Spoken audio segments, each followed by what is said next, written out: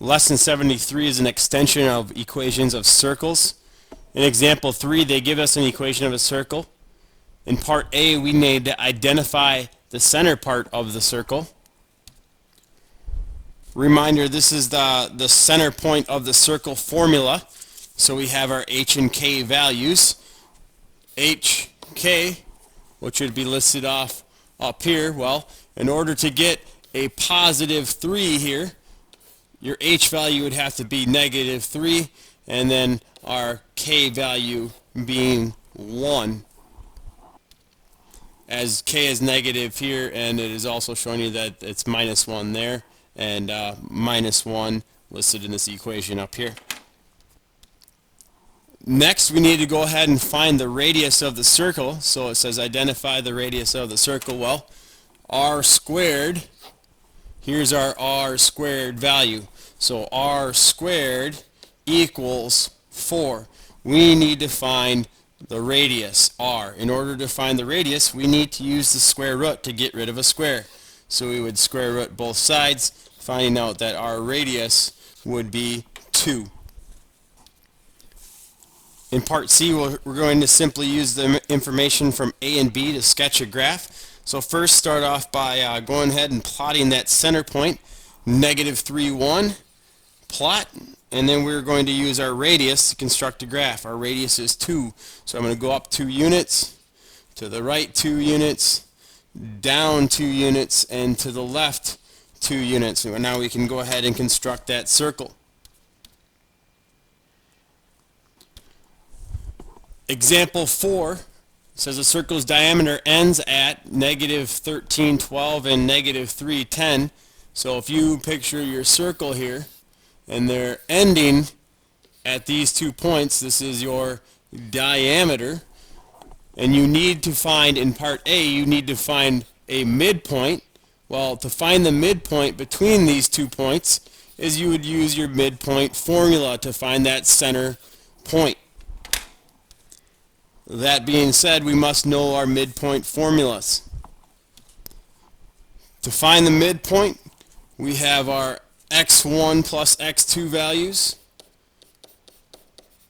divided by 2, and we have our y1 plus y2 values divided by 2. That's how we would find our midpoint. So we'd have an x value and a y value. On my ordered pairs listed above, for the diameter, I'd go ahead and put those little headers up there, x1, y1, x2, y2, and then you just simply need to go ahead and plug them into the appropriate spot. I'll set up my template here right below it. So x1 we have negative 13 plus x2 is negative 3 all over 2. y1 is 12 plus y2 is 10 all over 2, and when we solve we get negative 16 over 2, and we have 22 over 2. So we would have our midpoint being, after simplifying, negative 8, and 11 would be the ordered pair for that midpoint between the 2 points for the diameter. Down in B, we're going to use the distance formula to find the radius. Now, if you think about it, here's your circle. We now know that here's our 2 spots for our diameter. We also know our midpoint. We solve that in A.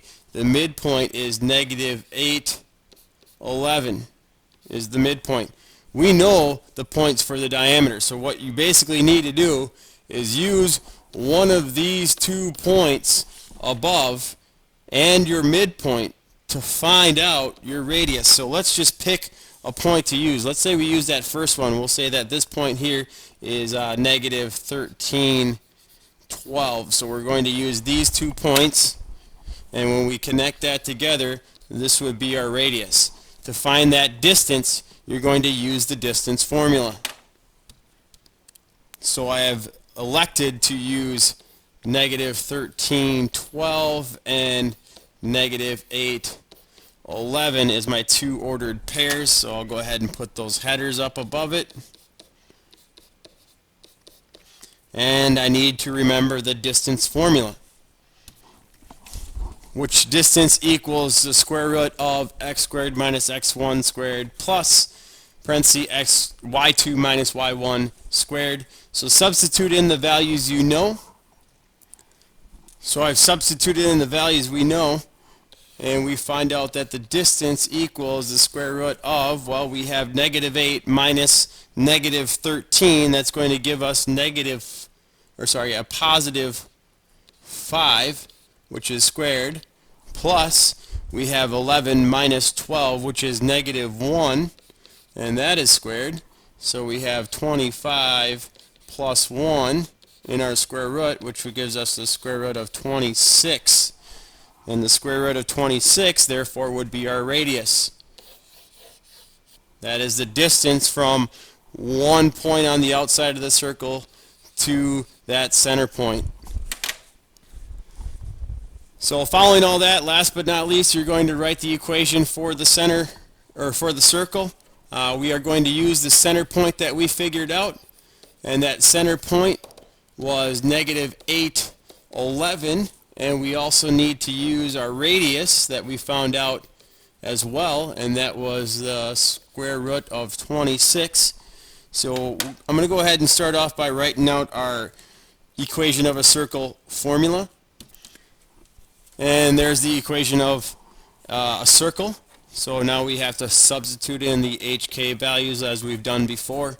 And we have x minus, well, when we put in negative 8, that is now going to be a positive 8, square it, plus y minus in for k is 11, square it, equals radius squared. Well, when you square your radius here, you have square root 26. When this gets squared, we know that is root 26 times root 26, which is going to give us 26. This is the equation of the circle. This will conclude lesson 73.